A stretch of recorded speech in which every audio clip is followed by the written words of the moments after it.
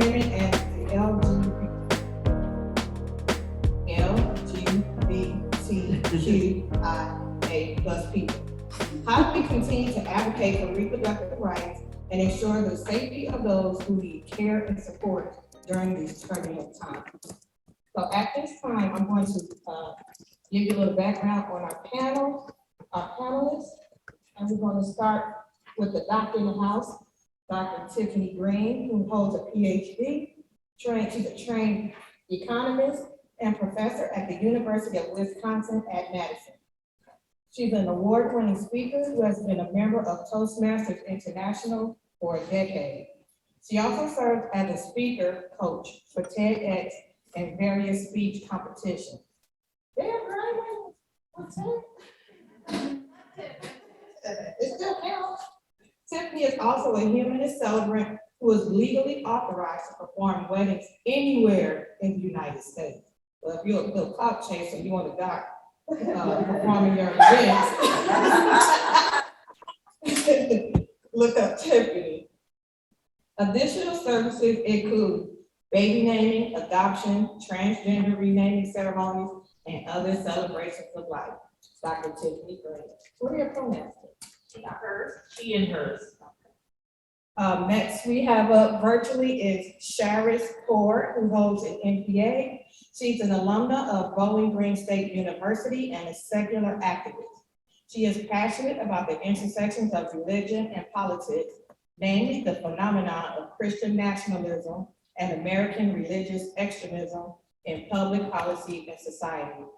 Beginning her academic career in psychology and neuroscience, Charis transitioned to public administration to get more involved in the public policy process to combat Christian nationalism. Charis, what is your pronouns? Just making sure really quick. Can you hear me? Sorry, that's my dog. My pronouns are she, her, and I also use they, them pronouns. Okay, very good. And last but certainly not least, we have Tina Marshall, who is the lead organizer for Black Nonbelievers of Charlotte. Tina is a native of Sacramento, California. She lived and worked in San Francisco, California, and New York City, New York, until settling down in Charlotte, North Carolina. There, she was a founding member of Sunday Assembly Charlotte, and in 2015, established the Charlotte affiliate of Black Nonbelievers. Tina is also the founder of the Black Abortion Defense League, a strong voice for the reproductive justice, providing support for many young women in the state of North Carolina and beyond. Let me just tell y'all about Tina. Don't let that sweet little smile fool you.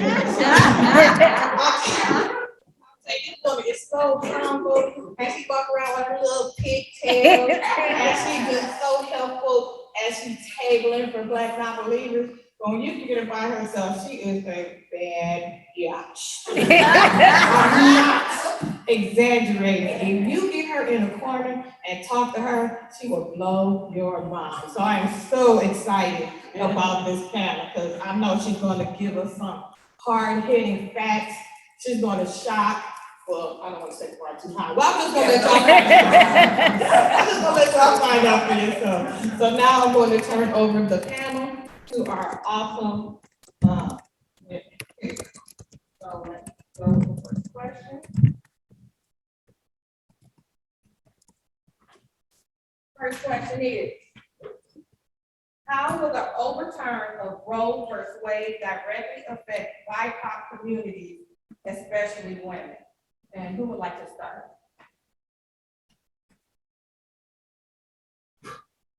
I'll pick somebody.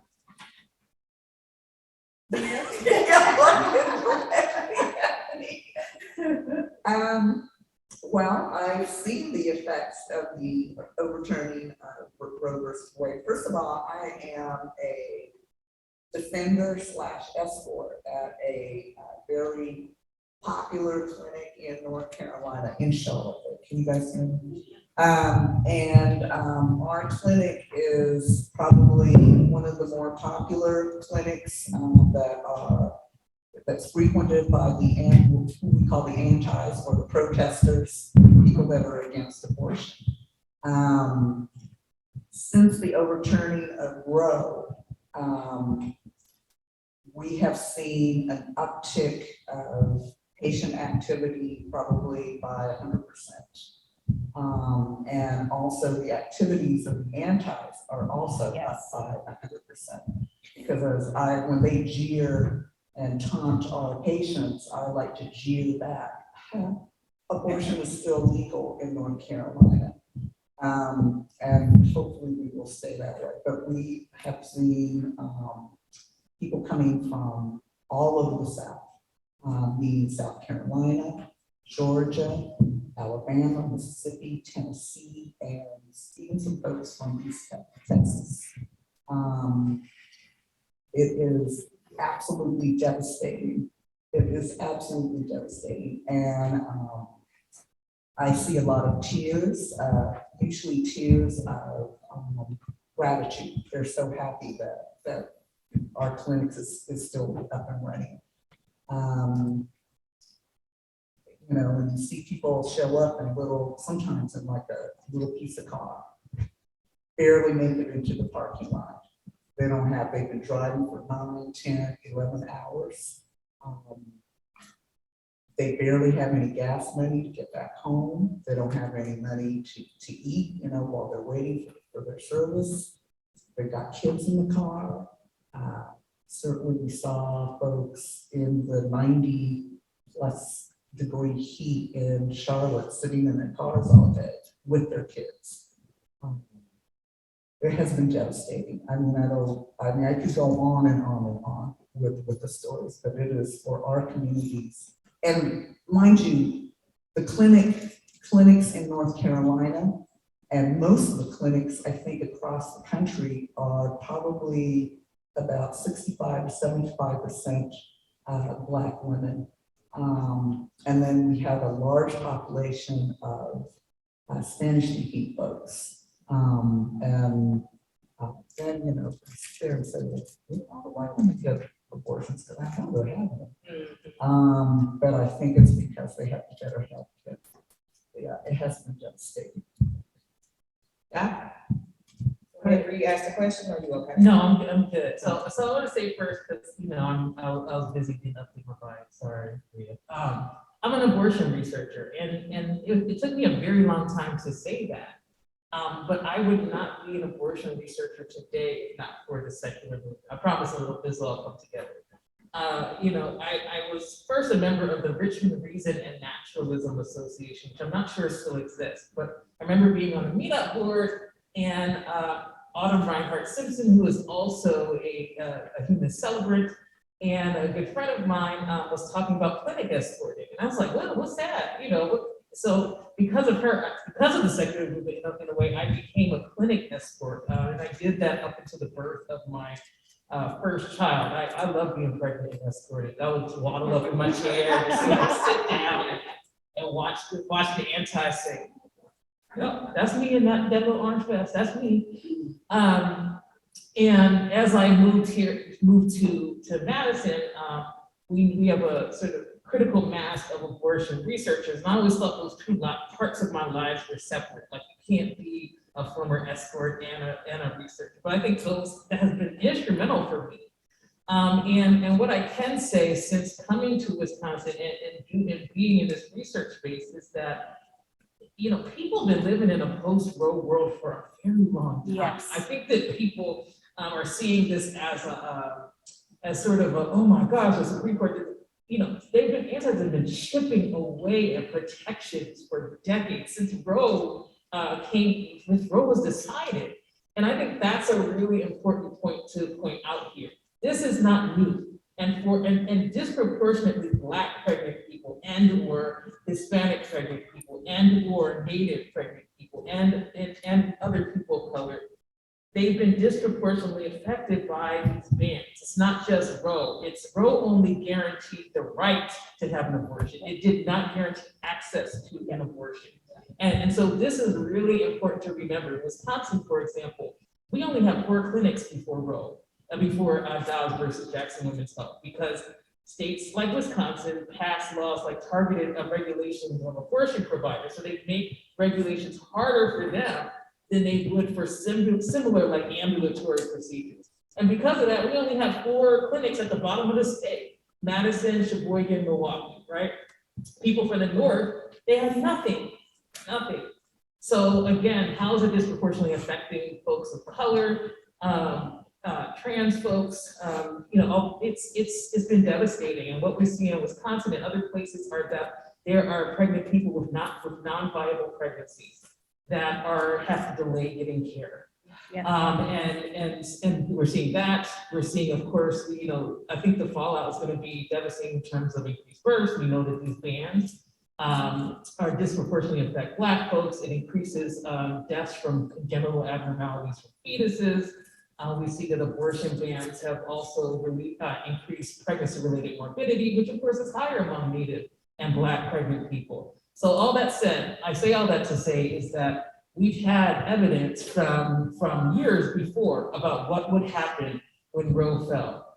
And now I think everybody is starting to understand what particularly Black women have understood for a very long time. That until we all free, until Black people are free, until other folks of color are free, none of us will be free. So. Charis, would you like me to repeat the question, or are you fine? I'm fine. Kind of extending from that previous sentiment. I'm a recent college graduate, and I have been at the same university for about 6 years. It was a very, very, very small town. Kind of, if you pass the university, you pass the town. And there are so many, just about countless incidents where I've known of students or even friends who needed reproductive care or even abortive care, and there were no resources available to them. My school is a public university, however, it is in a very Christian, very religious town. There are reproductive clinics around the university, but they're actually crisis pregnancy centers that kind of fool students and community members. I'm sorry, my dog's barking a whole bunch. They fool community members and students kind of into going there and receiving help and actually don't end up getting the care that they need. And a lot of times, at least for what I've seen, have always been people of color and women of color trying to receive these resources. For white students, for other students, they're able to access these resources usually like through their parents or through university resources. They know how to access them. But because of this disparity that we had within our university with people of color kind of being at odds with our university administration, it was just so difficult for them to be able to access that care. So I've seen a lot of students have to drop out or miss a semester because of that lapse in care. So not only is there an issue with reproductive rights, it's limiting futures, it's limiting people's potential and ability to be able to live their lives in the way that they see fit. And it's, as my dog agrees, it is very much impacting people of color and women of color who need that care. Okay, the next question is, does Christian nationalism have an impact on reproductive rights? And if so, how? Doc, would you like to start? Yes. Okay. Yeah. I mean, yeah. I think to your question, I think what we're seeing is the effectiveness of patience and seeing a long game. I think that, when Roe was passed, they said we're going to vote, we're going to get every opportunity to put in judges, to push cases forward that are going to chip away at Roe v. Wade. This is very much, it's not just about abortion. I think that's what we're seeing. Yep. Now, this is going to affect fertility treatment. Yep. It's going to affect access to contraception. And I think emboldened by this decision, Christian nationalists are going to continue to their very successful experiment to remake society into the image that they desire. which is, people, particularly white women, and I'm not saying just women can get pregnant, but it's white women, it's about white women getting pregnant. Yep. It's about white women getting pregnant and carrying babies. And that's just a fact. And so, I don't know how much more I have to say about that, except to say, we're seeing the effectiveness of patience and a willingness to do what needs to be done. When we were in 2016, of course, Trump was embarrassing. And of course, Trump, a lot of people are like, oh, but they knew he would get done what they wanted to get done. And I think when people wanted to believe that Hillary Clinton was exaggerating when she said this man could appoint 3 judges to the SCOTUS, and he did. And I think more than that, what people have ignored, his administration was really unsuccessful in a lot of ways, but one way he was incredibly successful was packing the judiciary. So not just the Supreme Court, but packing the lower courts with very young, very experienced judges, approved by the Federalist Society. And now we got people that are going to be here for years making decisions that are going to affect reproductive health. And so this has all been a Christian nationalist agenda, but I think a willingness to work with people to get the power that they want. So yeah, sorry, that's a long way of saying yes. Yeah. I'm gonna give this question to Charis. I know you just spoke, but I'm gonna throw that same question to you. Does Sure. Christian nationalism have an impact on reproductive rights? And if so, how? Yes, absolutely. It always has. And we can see this from decades back. Just kind of throwing it back to the moral majority back in the 60s and 70s.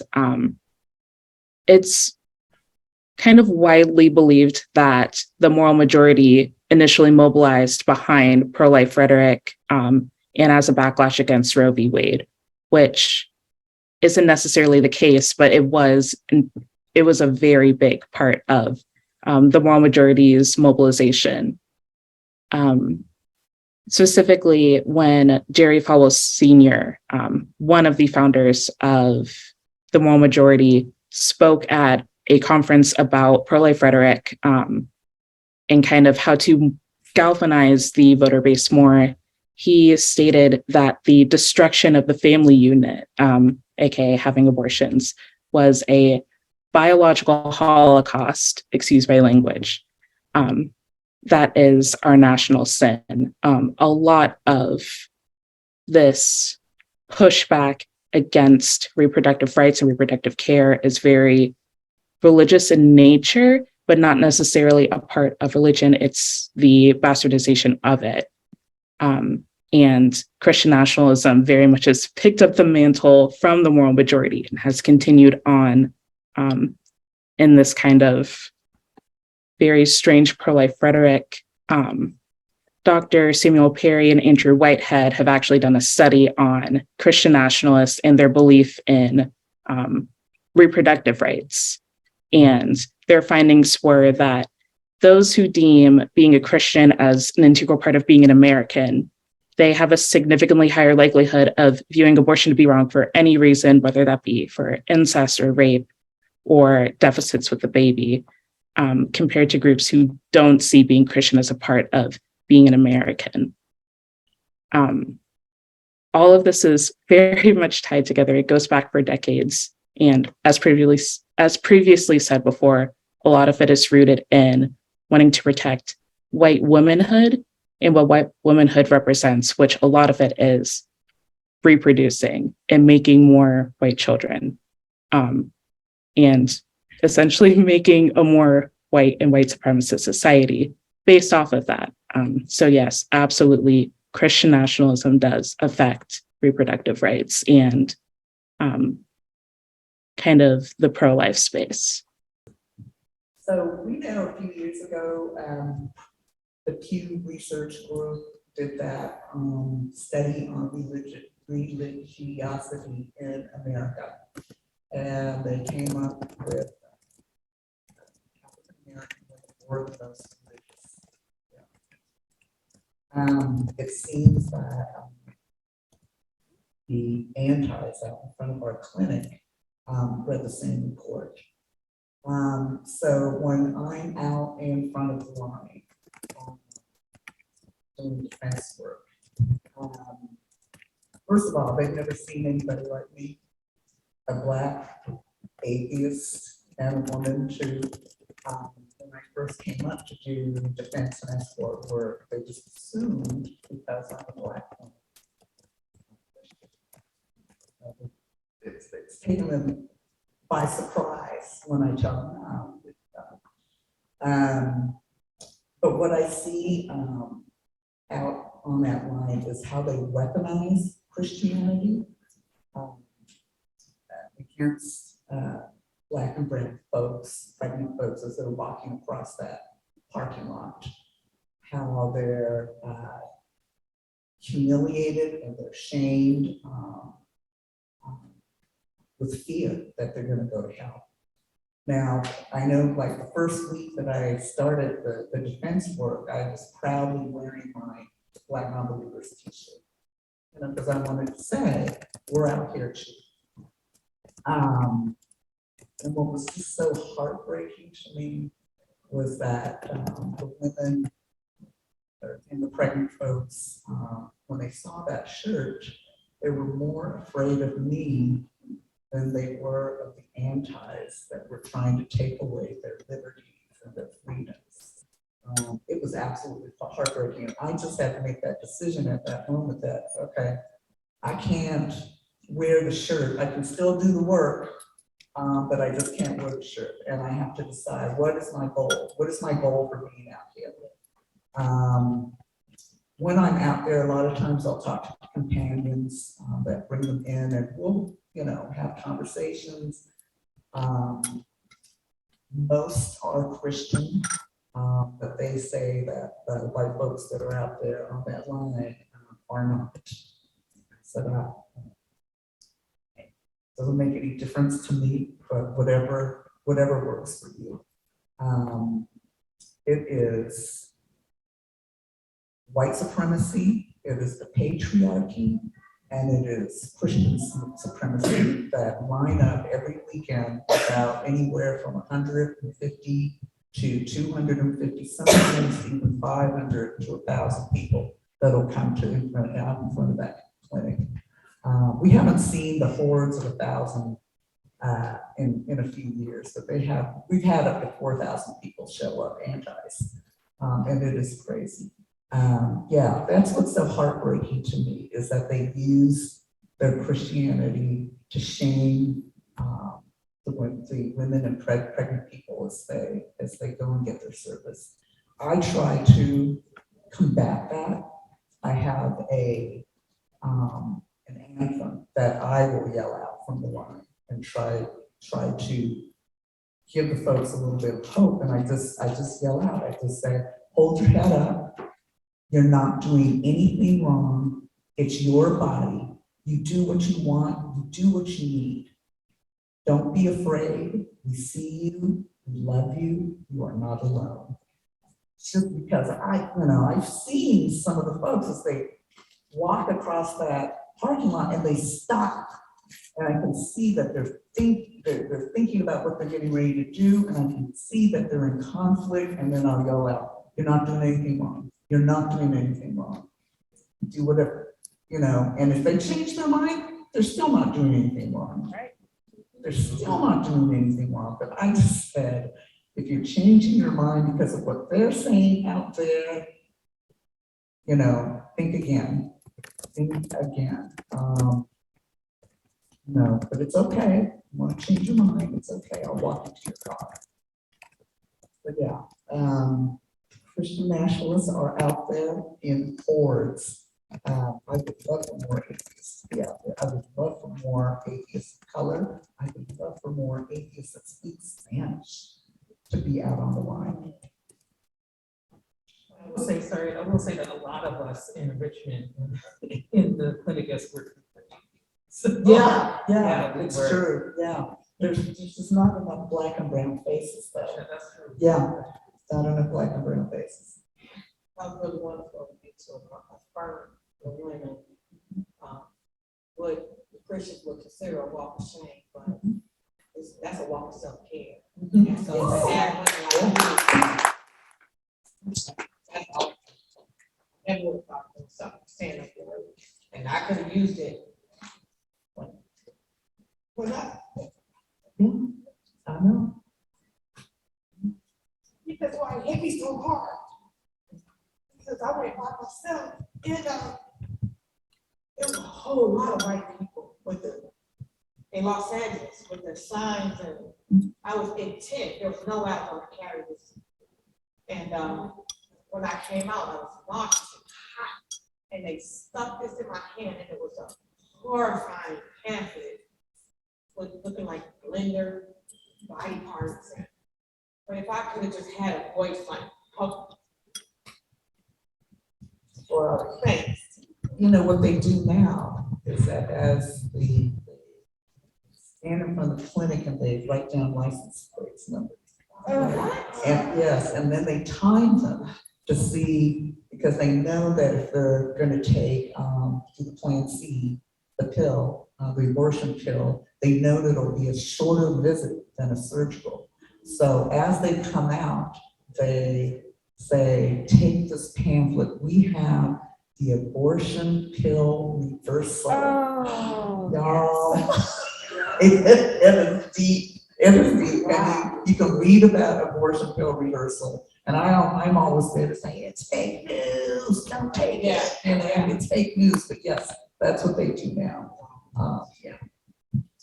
Okay. Thank you. Never mind. So, Charis, the final question is, what should we all be doing to protect access, choices, and the safety of those who need services? What do you have to say? So this might be a little bit radical what I'm going to say, but being an ally is great, but also strive where you can to be an accomplice. Get in touch with networks in your communities. Dispel any anti-abortion rhetoric that you see or hear from your friends and family. And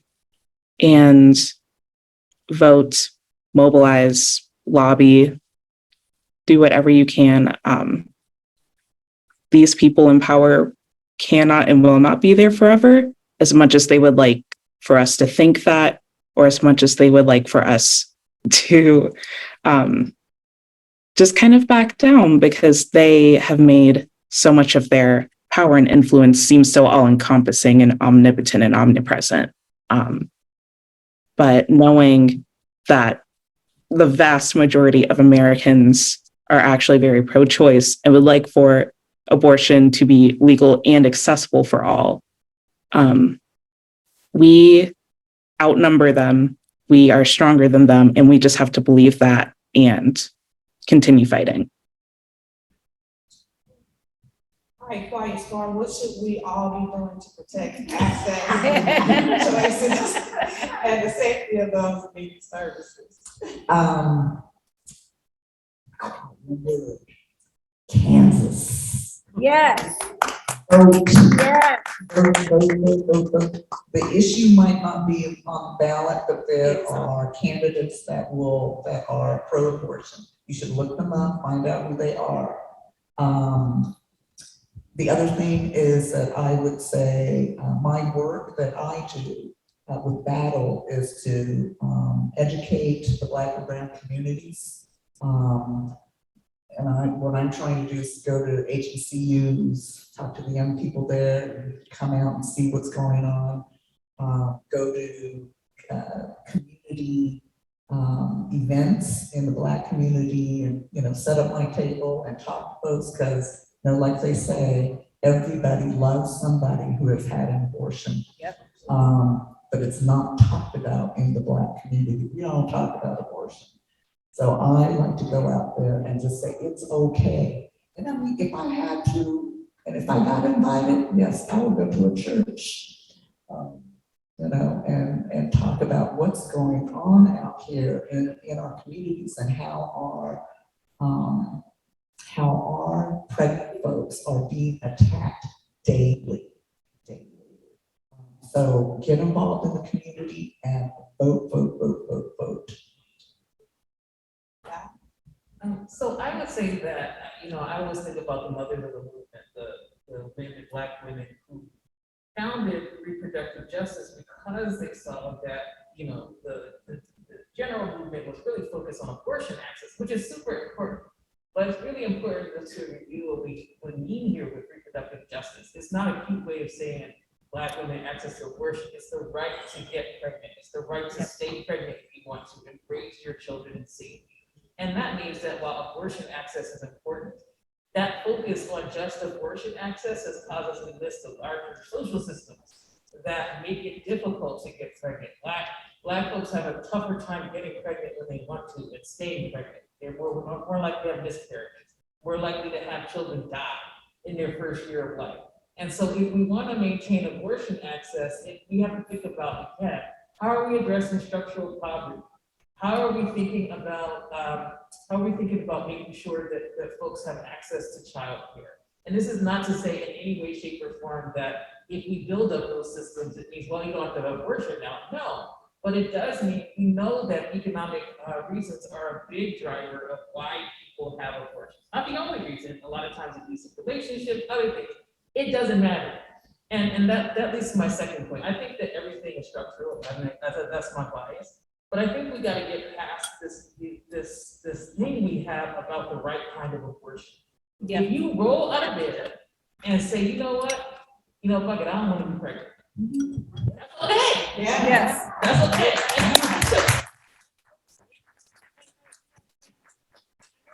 Very good.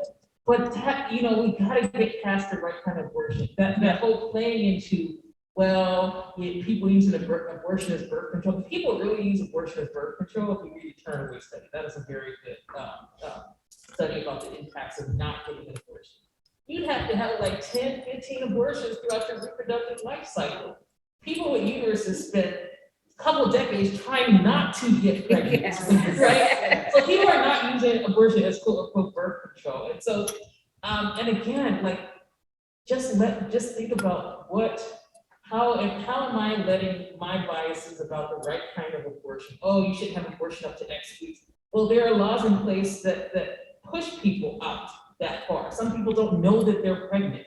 There are laws that make you wait to have 24 hours to have an abortion, and it's never 24 hours because in Wisconsin, they have a medication. Well, we don't allow abortions in the state anymore. But when we did, you had to see the same doctor to take a pill. And so the same doctor is not going to be there weeks after weeks. So it's never a 24-hour wait. Right? It could be weeks. And by that time, it's too late to have a medication abortion. Right? And so I think all of this is to say, addressing these structural issues, but also getting very real and honest with yourself about how we've been conditioned about abortion, and even people on the pro-choice side, playing into this rhetoric about late-term abortion. Not a thing. It's giving birth. Right. So how can we get past our own biases, even and especially in the secular community, about what abortion is and seeing it is healthcare. It is healthcare. And if we start at that point, then I think we'd all be a lot better off.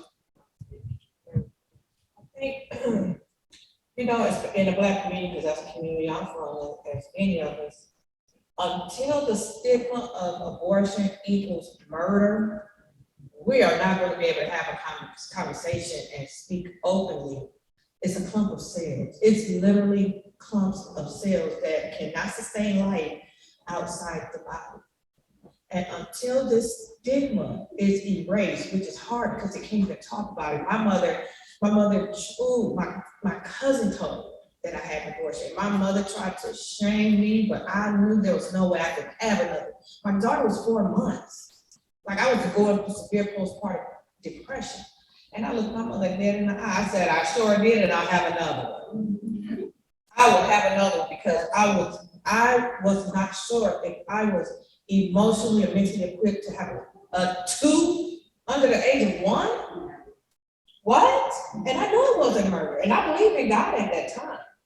But until people are willing to educate, and in this community, we Google everything else so that we can take Christians to task. But we don't want to know the correct information on exactly what an abortion entails.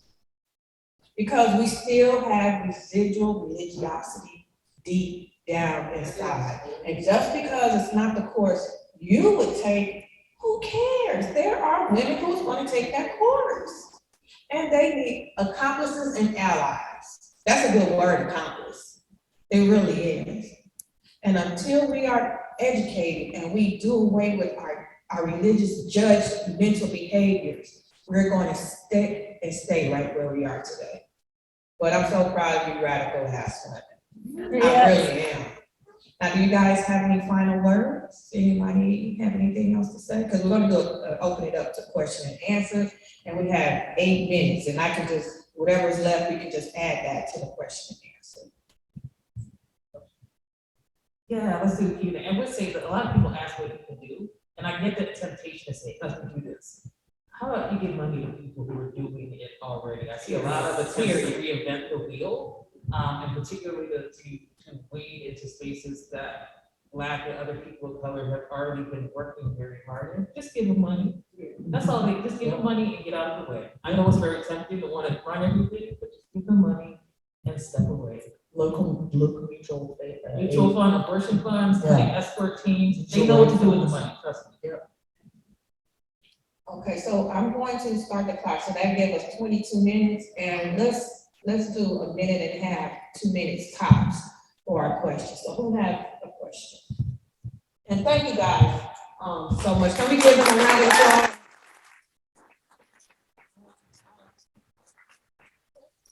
Oh, Lord.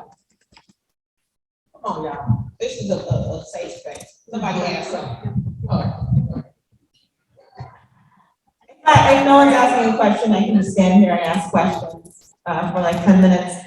I'd really like to thank you for the gender neutral language that everybody's using. And I've talked to Dr. Green about this before, but still in the media, we see all of the discourse about women and women's rights to choose. And I'm a non-binary person and I've had an abortion too. Do you see this, is there a shift happening? Like, can we expect the media and press to change in the near future? And how do regular people, like, is there a role that we can play in trying to create that change?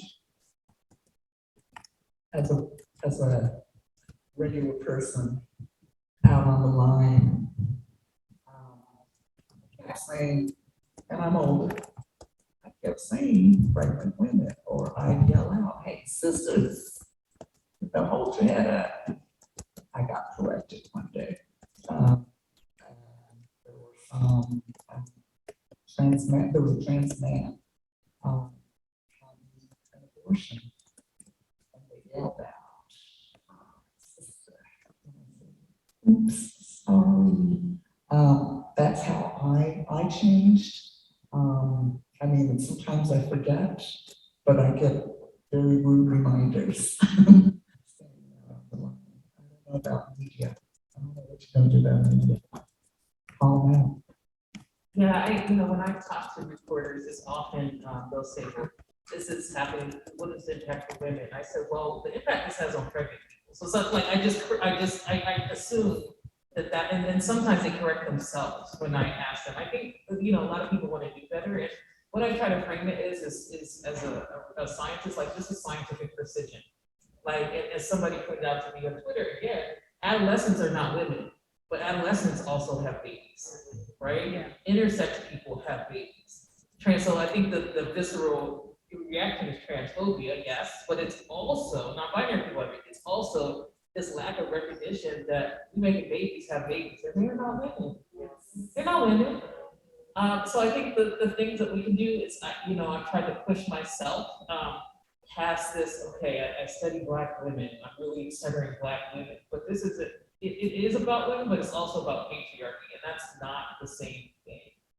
And so for me, it's been about precision, it's about correcting reporters when they say this, and I say, look, it's also intersex and trans people and adolescents and non-binary people to have that. So a lot, I think if we keep saying it over and over, I actually have a little more hope than some people. And I have a little more hope because when we look at official language coming from the White House, and even though Biden he can't say abortion, he's I shouldn't say that, that's ageist, but he won't say abortion, I'm like, sir.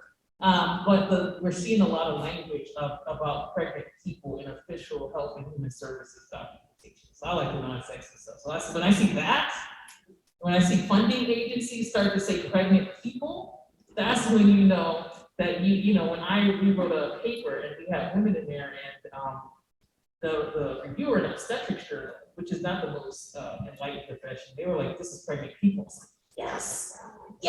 And so journals are making, reviewers are making people correct, including, and I was so thrilled when that happened. So all that said, I think it's happening, at least in my space, in the government space, and when people want money, they want to change their language. So, and so I see it happening in those really important ways. Charis, would you like to contribute? Yeah, just to kind of give more context about what I do. I'm a researcher at Media Matters for America, and what we do is help dispel conservative misinformation in media, as well as kind of give more center-left media ways to properly, safely, and accurately depict certain kind of social institutions and situations that are going on in current events. And a lot of what I write on recently has been abortion and reproductive rights.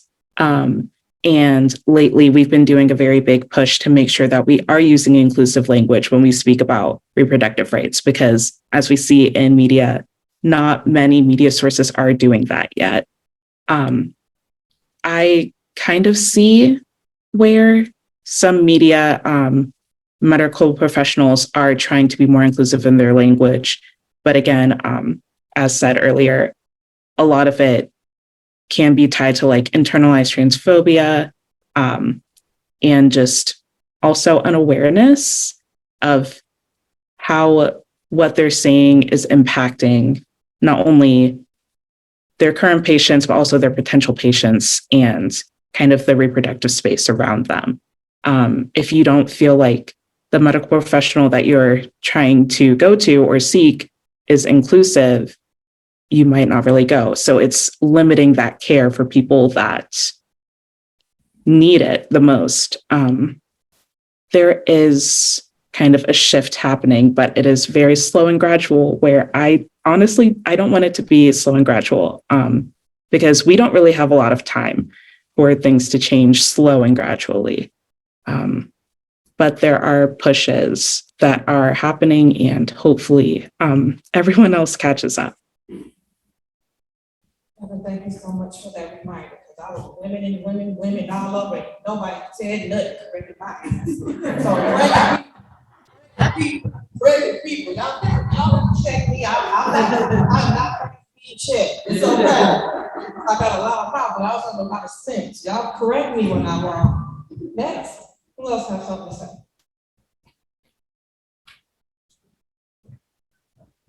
Okay. Hi, my name is Tiffany. I work for American Atheists, and a lot of my focus has been organizing at the national level and working with local affiliate groups and regional and state and local volunteers.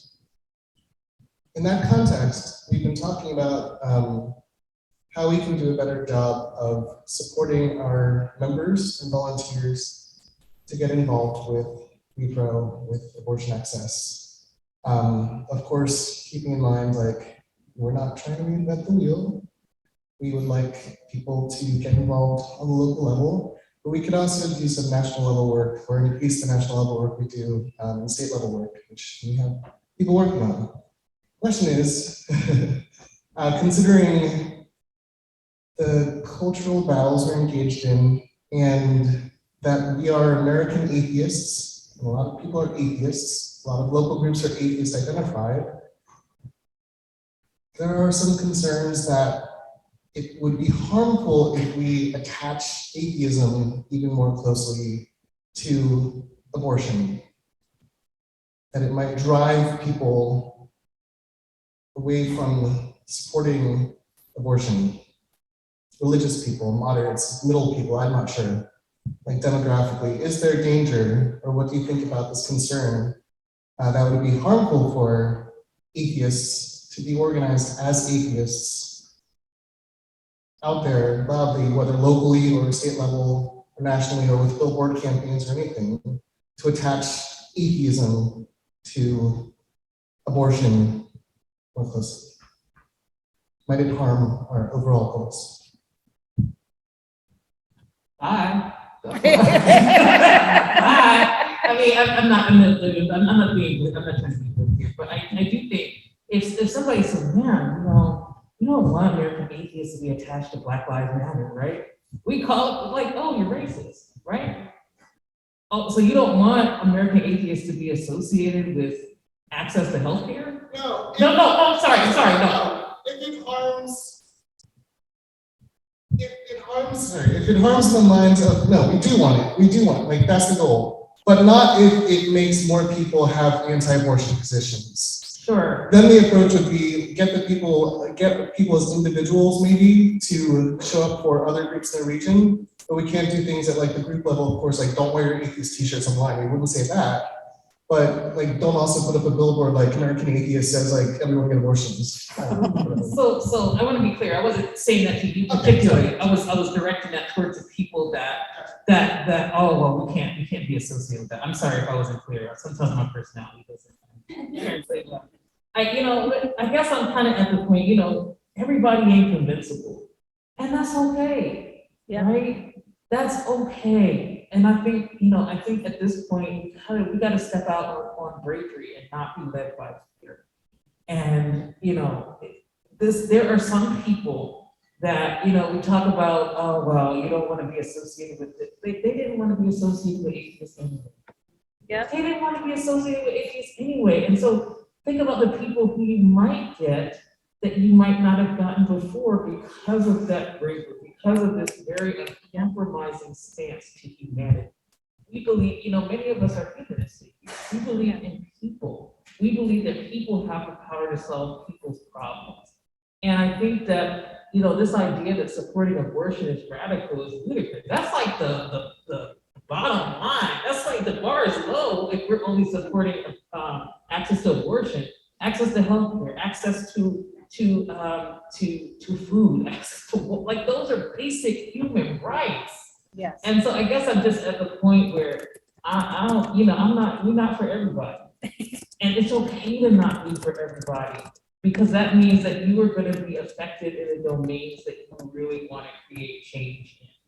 And so I don't accept, I get it, right? I work in spaces, I work in the reproductive health spaces, and they tend, with amazing Black women, we tend to be religious. So I tend to be like, okay, that's not something that I'm necessarily going to emphasize in this space. I don't hide it, but I'm not going to emphasize it in this space. But I think as atheists, as humanists, we gotta be brave. We gotta step out on bravery. And conservative atheists are going to conservative atheists. That's what they do. It's who they are. Let's not think that these atheists didn't vote for Trump. So if they voted for him, they're definitely not going to be pro-pregnant people.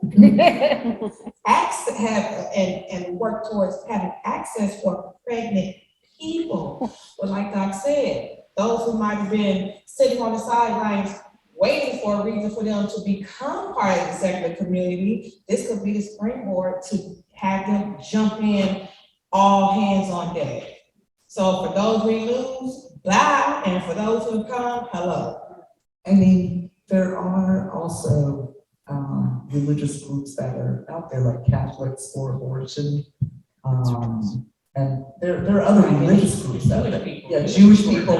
Yeah. And I have some Muslim friends, that says that you can have an abortion, I don't know how many weeks or whatever. They're not afraid. So why should we? I have out on the line with me, I have a cishet white woman who's a pastor, and I have a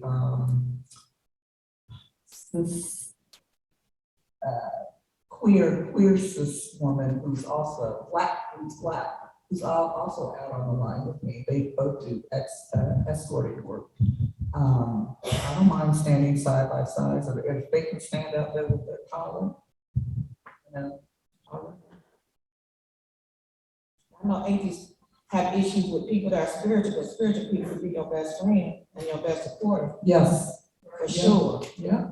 They will support you till you, your puke support. Right, And and don't shit on no damn spiritual person, because they're the ally you want in your pocket. right, and it's like, what is the ultimate goal? What are we all out here for?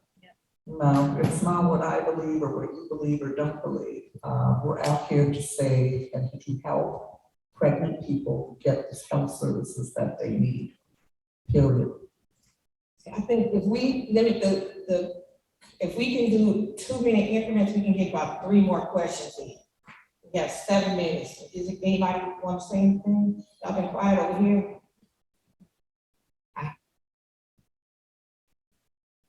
No pressure, talk fast.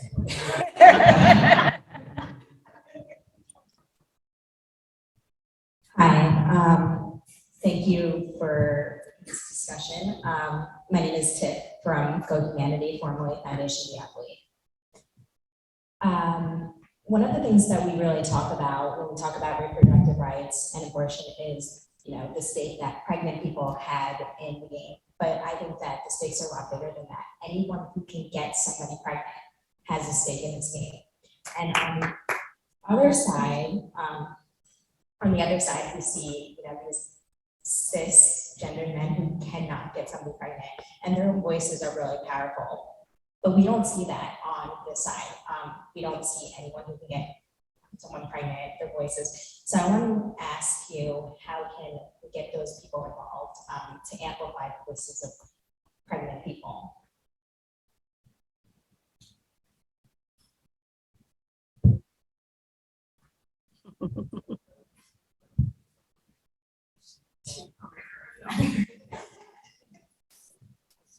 The question is, how do we get cisgender male people that can get, or cisgender people who can get people pregnant, how do we get them involved? So, Anyone who can get someone pregnant, but yes, especially those who have power, cisgender. yeah, automatically on the line, just, they get, you get sometimes, just say two cis men against each other, it's kind of toxic sometimes. I don't know, must be, I don't know. So we have to be careful about who we bring out on the line. Make sure that they remember why they're there and not because they want to throw a punch. I'll figure that out. Okay. So I guess I'm, thinking about the premise of the question. I just think sometimes, people need to step back. Like, and I get what you're saying. Like, you want people of power to really get their, to get it out there so they can make change. But part of making change is seeding the floor to people who know more, to people who have these lived experiences, right? And so I think one of the things that they can do is say, hey, I'm not going to participate in a panel about reproductive health, and there are no people of color. There's no, do you know what I mean? So I guess I just think about the premise of this question as, yes, we want to get things done, but can we get things done? We will not get it right unless we center the people who are most affected. Yeah. And so I think part of what these men in power can do is see the floor. You don't gotta talk. We don't have to hear from you. Just like if we were having a conversation about, I look at, this is my big me and my body, but I see all this research about trans folks, and the most prominent trans researchers in the space are cis white gay men. And I'm like, why are you talking? It's not that you can't do this work. It's that we need to center people that are most affected, because they understand this in ways that we cannot. And so, yeah, that's a long-winded way to say it, just step back. You want to show your power, write some checks and do some Venmos and Cash Apps and direct deposits. You can build your power in that manner. We have time for one more question. We have 3 minutes. Because otherwise, I know men don't come in here with smoke behind their back.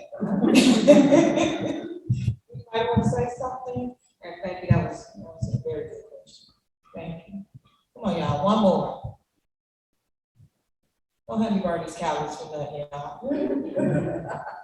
No? Okay, all right.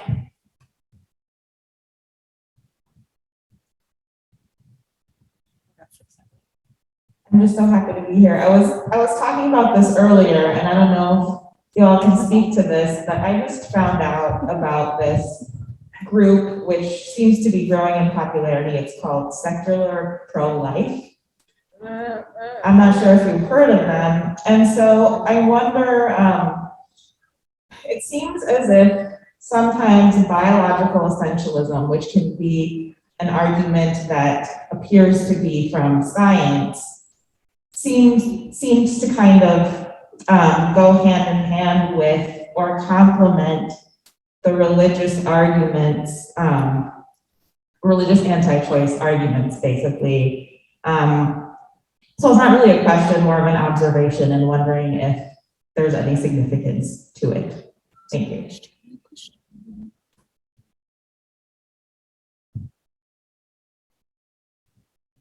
Well, I'm familiar with secular pro-life because a representative had attended the American Atheist Conference, and I'm disappointed to say she was treated like shit.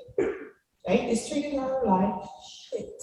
She was not rude, she was not confrontational, she was happy to answer your questions, but she was treated like absolute dog shit, which goes to point out that just because you're an atheist doesn't mean that you have a modicum of decorum. It doesn't mean that you're respectful. They treated her like she was Trump's mistress. She was shitting on, and it was so embarrassing.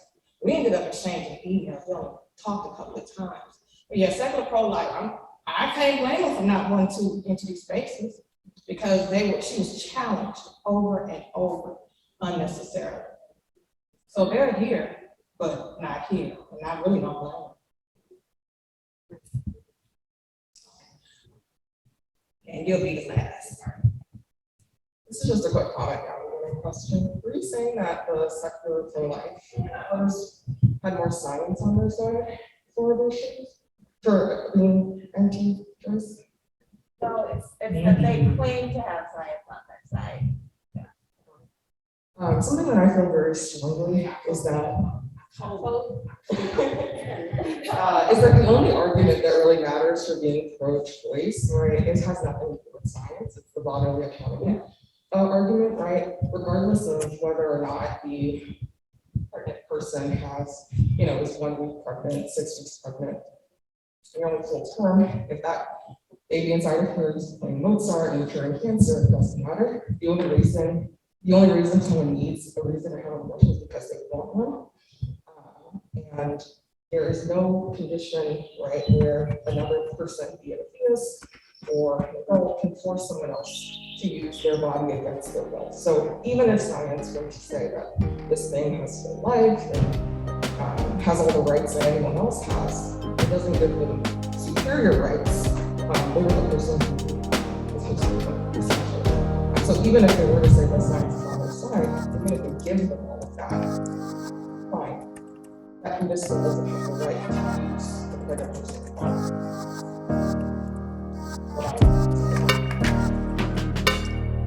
And you seriously, you already know what time that is. We about to wrap it up.